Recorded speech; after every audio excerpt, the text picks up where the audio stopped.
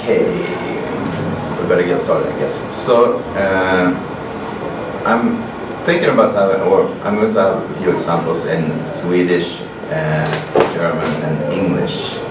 So, who speaks Swedish? You. All right. And the rest of you, well, it's not that difficult, so you'll cope. That's no problem. Okay, so what I do is that I help people not get furious navigating websites. That's my day job. And on my spare time, I collect people that can't park. So things like this is something that sort of screws with my mind. So this is what I'm sort of, you know, get obsessed about. But we're not talking about parking today, we're talking about movable types. So this is actually the point of this talk is the movable type and the printing press and the printed letter. So writing we've been doing for quite some time, but in 1456 a German guy invented the movable type, and that was Johannes Gutenberg. This is him or not? Yeah. I'm from Mainz, where he's born. Yeah. This is not him because there are no portraits of this guy. This is a fake portrait from the 1600s or something like that. There are no preserved pictures of him, but he kind of looks sort of obviously not like this, but maybe. So it's an old picture of someone. He did something really cool with this invention. So what he did, at the time people at monasteries, monks at monasteries were copying books by hand, which took really, really long time. Not only did they write by hand, but they sort of wrote in a very particular and complicated way as well. So what the printing press did was that it reduces the time it took to reproduce or to copy a Bible from maybe 4 years down to somewhere around, I would say, a week.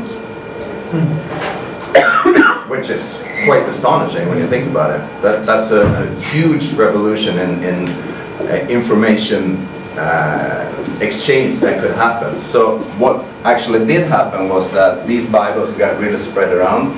They were printed in a way that was similar to how books at that time were written by hand. So all the types, all the letters tried to, he tried to simulate the written language, the written hand. So all the characters were not the same as it is today. When we print something, an A looks like an A all over the text. It's the same A. But what he did was that he had variations of the characters, so that it looked like a handwritten book. And also it had all these ornamentations, and that was done manually afterwards. So the books were not what we consider a printed book today. It was a lot of handwork put into it as well. But what he actually started was the revolution of, or I wouldn't say revolution, more of a scientific approach to the written language. So how do you set a text so that it makes it easy for the reader to read it? As you all know, if you've read handwritten notes from someone else, it could be quite difficult. The same goes for printed text, naturally, but in a different way. So a printed text, well, all the characters can be, if it's like a standard typeface or some professionally made typeface, it's fairly easy to distinguish the different letters. But it can be quite difficult to read the text, even so, not only because of like how it's written, the language used in the text, but also how it's typeset. And that is actually what I'm trying to focus on this talk. So the written language is not the same as the spoken language, and this is something that is very important to understand and to sort of take into consideration when setting a text or writing a text. So what I mean by this is, for example, you've all seen, especially on SMS messages and on Facebook and internet and so on, that there are quite a lot of people that really mishandles the written language. And when someone like me, for instance, complain about this, one of the things that people say is that, well, yeah, as long as you understand, then that is sort of all right. And in a certain way, yes, it is. But also, when I'm speaking, like you all know, when we're here and we're not really that good or have a really high level in language, and you talk to someone and you can't really express what you want to say, and you try to work around it or explain or try to use other words and have incomplete sentences and stuff like that. You can't do that in a text. The text needs to be by itself. It needs to live by itself, without the author, without someone explaining what actually is meant by the text. So by not using a correct text or a correct written language, can make it much harder for the recipient or the reader to actually get the real message out of the text. And I'm going to nitpick this. I mean, go really nerdy and this kind of stuff, because it's a nerd conference after all. So I have a good example of this, and this is Swedish. So this is similar words when we look at them, but they mean very different things. Also, they are pronounced very different things. So they're pronounced de, den, dem. So, eller dom, de, den, dom. So there are no real correlation with what is how it's written or how it's spelled with how it's pronounced. So in Swedish, I see a lot of this, especially on social media, that people are just using this word for meaning both that, and that. Which makes it really hard to read, even though I, as a native speaker, can understand what they are meaning. But for someone who isn't a native speaker or have a slight problem with reading, there are people like that as well, that makes it really, really hard to actually understand what is meant here. So that is sort of, you know, what I'm going at is that you need to be, I think it's important to be very careful with the written language, with the text. So I'm mixing up a bit here. So this is punctuation. And I'm going to concentrate a bit on a few of those punctuation marks that we use in the Latin alphabet, and especially in these three languages. So we have quite a few here. Anyone know what this is? Dash. No. Distance. It's a distance, yes. It's a measurement. So I'll come back to explaining that. And then we have quite a few like normal. So these are quite interesting, the dashes. As you can see, there are different lengths. And that's also important, how to use them. And parentheses, abbreviation, quotation marks, and then just how to, for instance, write a series of numbers. So what would this mean? The 8th of April this year. I would say, as an American, it looks like the 4th of August, 2016. Any other bits? No, it's like 8th of April. Software version. Software version, yeah. Yeah. 8.4.16. Yeah. So as you can see, this is a simple number series, and it's confusing. Of course, if you put it into context, it makes it a bit easier to understand, but still, this is not like, well, it's just a universal way of writing a number series. So let's look at a few different approaches to the same number series. Okay, as you said, as an American, you mostly use the slash for that. In German, this is the two different variations, right? Also in Norwegian. And in Swedish, we use it like this, the other way around. So the year first, and then we use dashes. And the alternative 160408 in Swedish. Yep. Yep. So all of these, if you want to express a date, this is a bad approach, in my point of view, to just use the numbers, because there are quite an easy threshold to get over into confusion here. So a better way would be to do something like this. So they do passwords, right? Yeah. And I think, especially in written text, this is a much better approach. Doesn't really matter which language you use, but it's a better approach also to read, because you read out the name of the month. Yeah. Is it in English? I don't know, is it? Because no, because in English you usually use the capitals when you write the names of the months. Yeah. So this is Swedish. Yeah. In Austria, they use the Roman letter, Roman numbers for the months in past times. Yeah. For example, 8 EV 2016. Okay. It's an old-fashioned way. Interesting. Yeah. Well, I'm sure there are many different ways of writing a date in other languages. So let's look at another number series like this. There's no confusion of what this is 16,777,216. All right. Yeah. But since there are so many numbers, many characters, it's quite hard to read out. So therefore, we use normally in written text.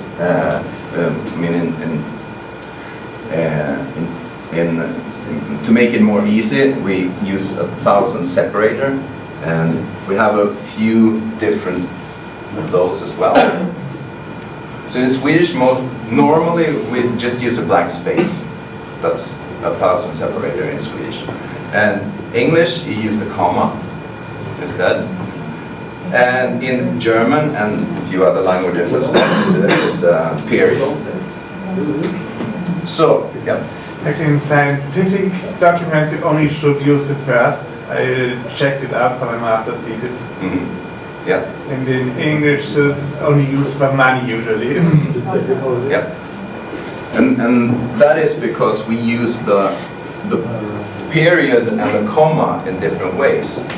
So this would be a valid way to write pi in Swedish and in German, but not in English.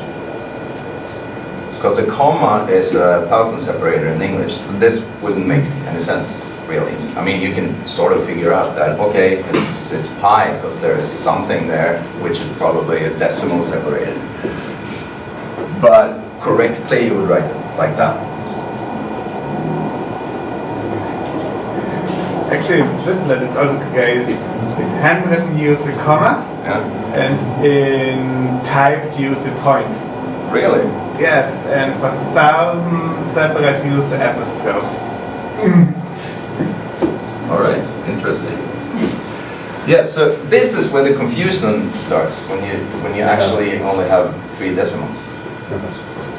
So what is this? I mean, could be pi, could be 3,141 as well.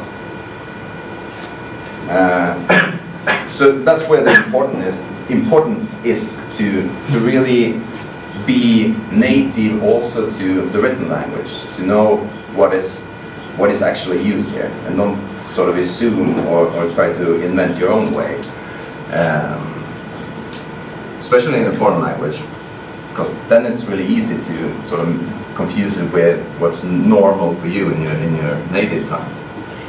So another punctuation mark, the colon oder Doppelpunkt. Ich finde auf Deutsch ist es so schön, Doppelpunkt. So what could this mean? Any ideas? It's a time. Time? It's obviously a reference to a verse in the Bible. Yeah. Ratio. Ratio? Sportgesalt. Yeah. Yeah, all of these.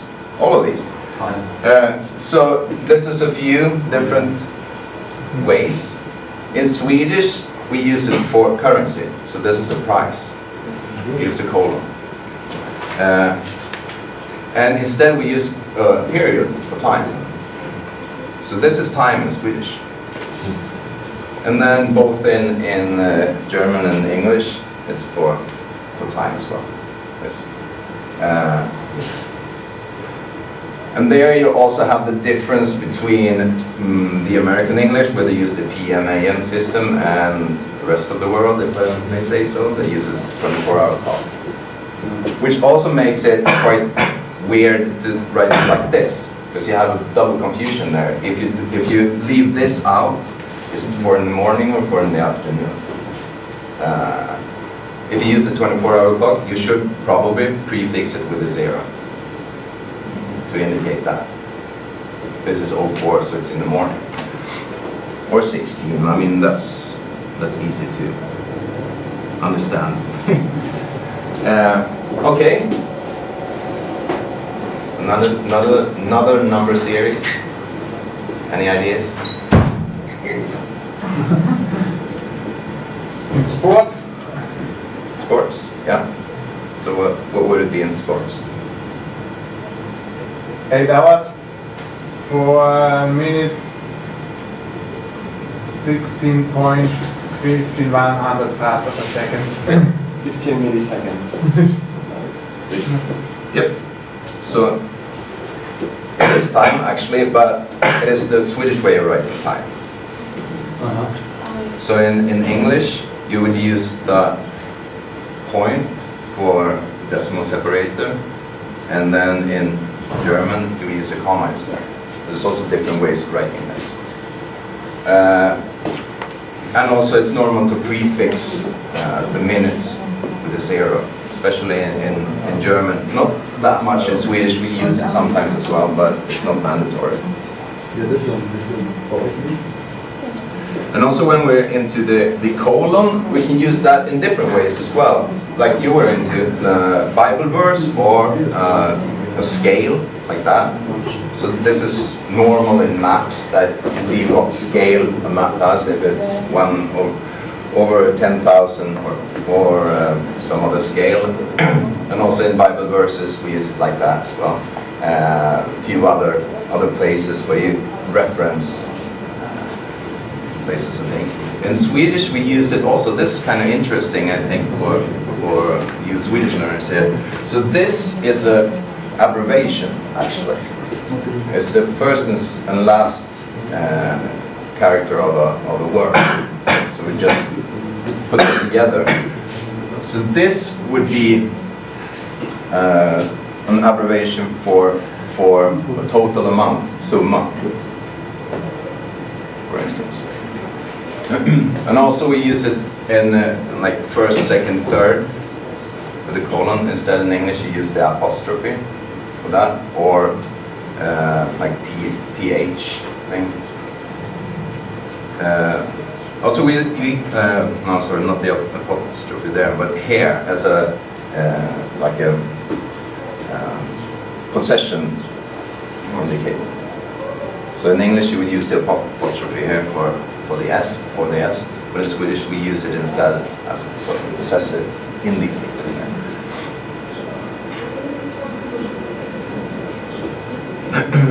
So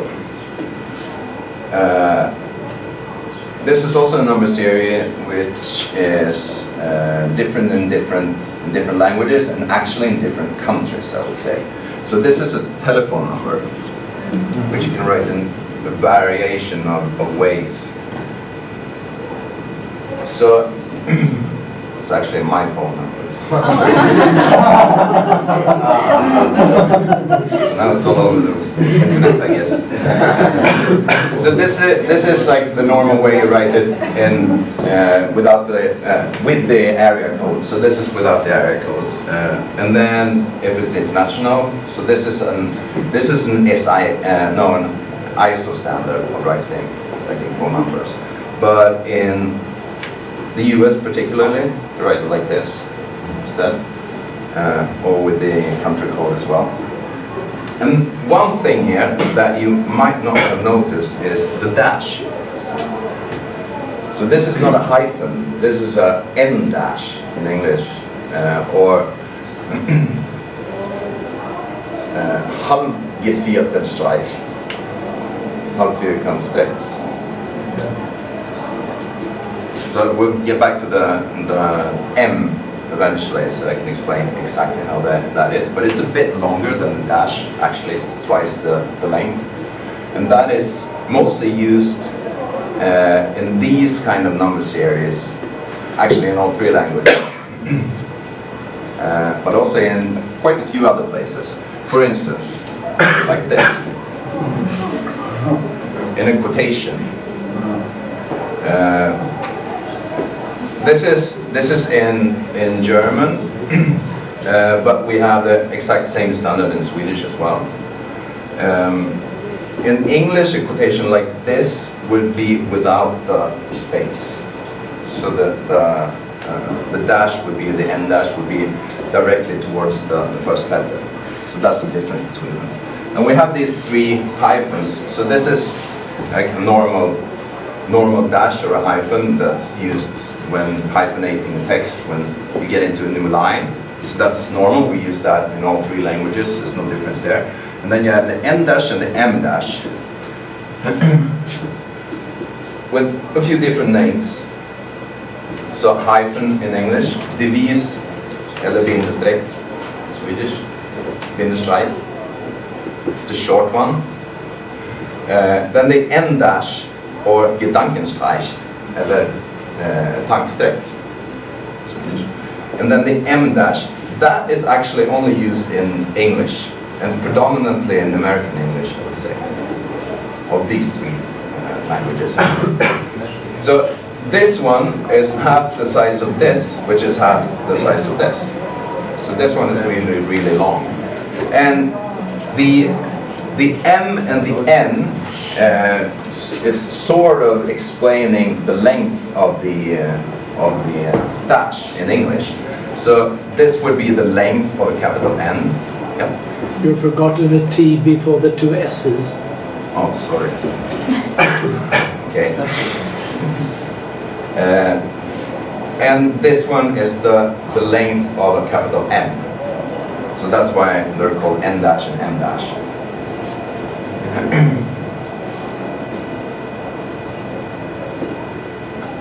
And the normal hyphen, we use that, it's quite like normal hyphenated words in some way.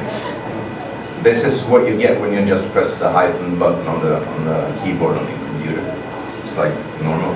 Or if you have a word processor, this gets added automatically normally. And the longer variation, as I said, for quotation, like a quotation mark, but also in a series of from to. So open from 10 to 6. And as you can see, we don't use a space before and after that. And that's the same in all languages. Also year, so this is from to as well. Or if the train goes from Berlin to Paris, for instance, we can also use this. From to. But as a inserted phrase into a sentence, you can also use it instead of, for example, a parenthesis. It's also possible, and then we have the small gap between that. But that is also then different in the different languages. So in Swedish and German, we use it like that. But in English, predominantly American English, we have the M dash.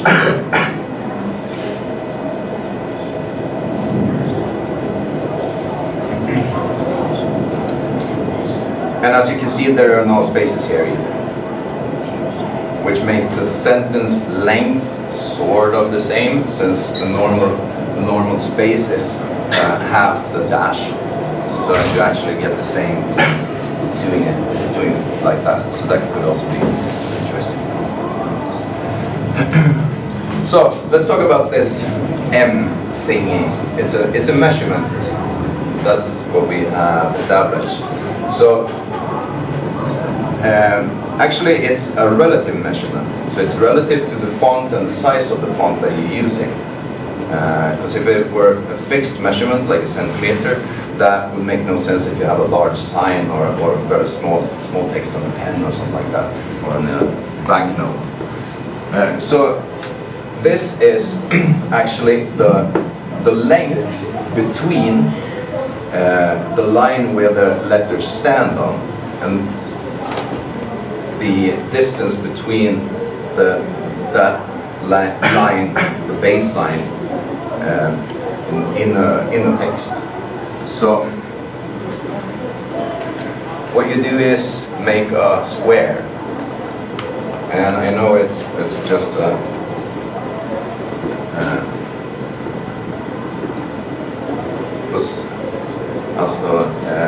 in Swedish it's just a really weird way of naming a square. If you don't, it's just a So this measurement, you take that and then you divide it into 72 different, 72 parts. So you have the normal measurement in a typeface. When you measure typeface things, you can use these 72 parts, 72 of a square or an M to decide the length of like space or a character or the distance between two characters. And the M is the full width of this, and the N is just the half of it, so you divide it by half. And then the dash is a quarter. So those dashes are quite easy to understand the length of them. And also a quarter of a M, that is a normal space when you push the space bar. But there are quite a few other spaces. You can have different lengths of those spaces. And you can have fixed spaces as well. So spaces is quite a big deal, but you need specialized software to be able to use those. Normally, I would say that you use something like InDesign, which is professional desktop typesetting software, where you can have different lengths and you can like, combine that really a lot. So over to the next thing, quotation marks.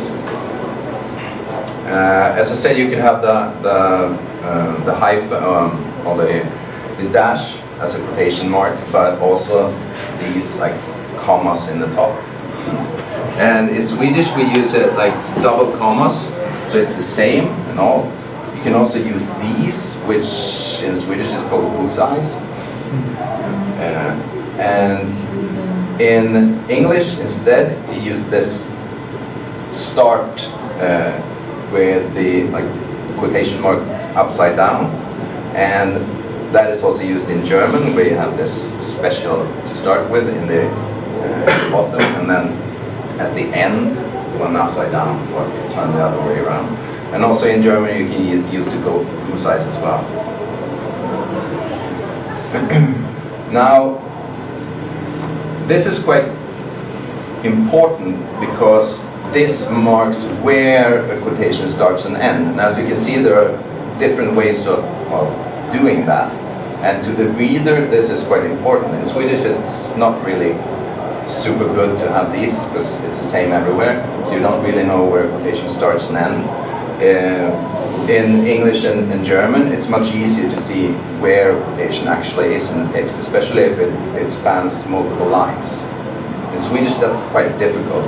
So the bullseyes is a preferred method, which, if I say, I mean, good typesetted texts in Swedish use the bullseyes, just for not being confusing in the quotation, especially when there's a lot of quotations in a text.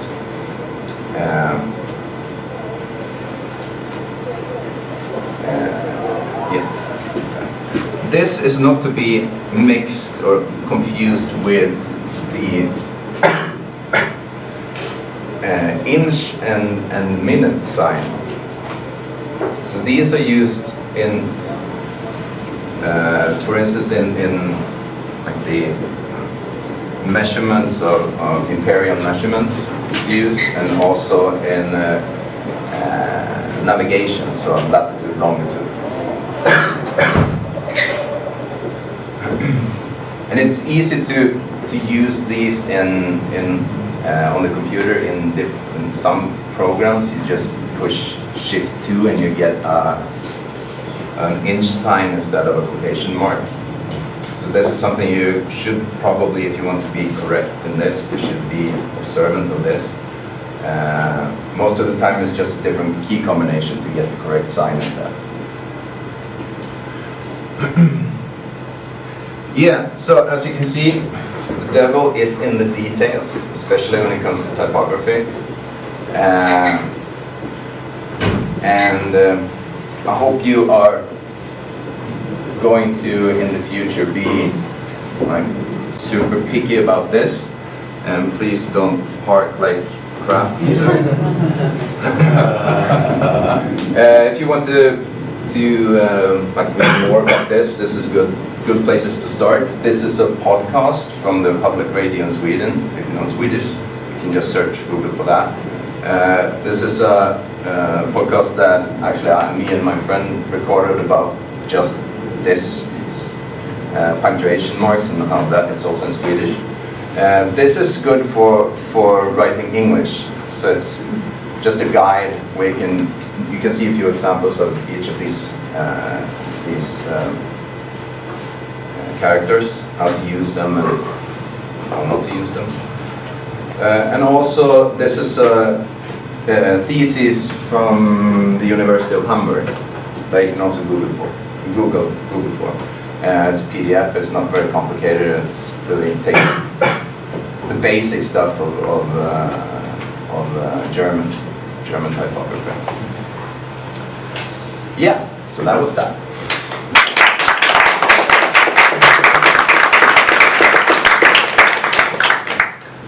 Any questions? No?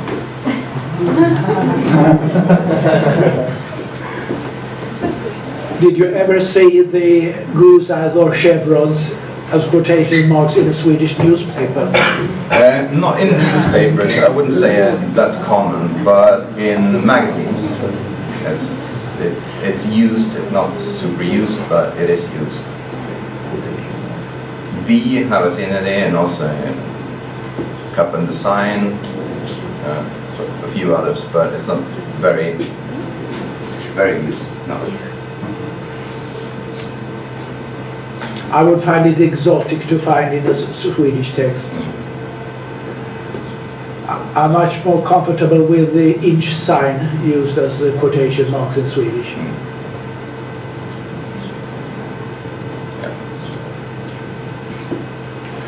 If you want to know a few softwares that you can use to get all these special characters without learning the key combinations, I can show you a few later on if you just catch me. Cool. Thank you. That's all right.